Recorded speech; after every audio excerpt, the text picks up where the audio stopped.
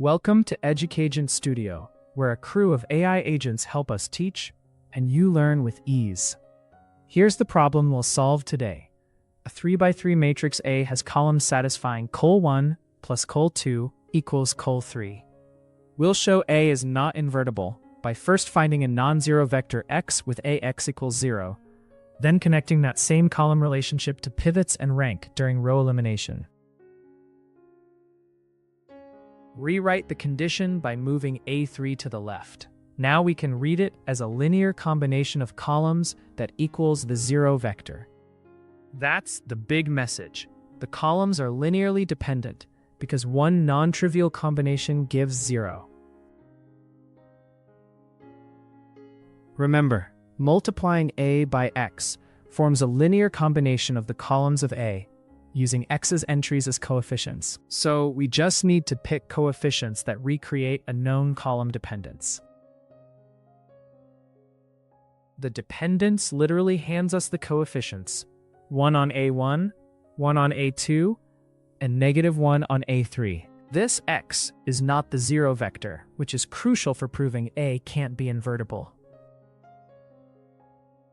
Now check it. AX becomes exactly the left-hand side of the dependence, so it equals 0.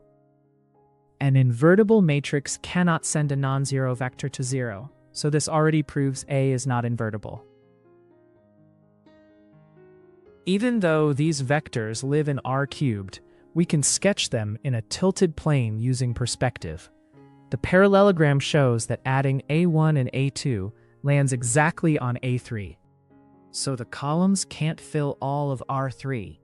At best, they span a plane, meaning the rank can't reach 3. Each row operation is reversible, so elimination is multiplication by an invertible matrix on the left. That means each column of the echelon form U is just E applied to the corresponding column of A. Apply E to the original relationship, and it survives perfectly.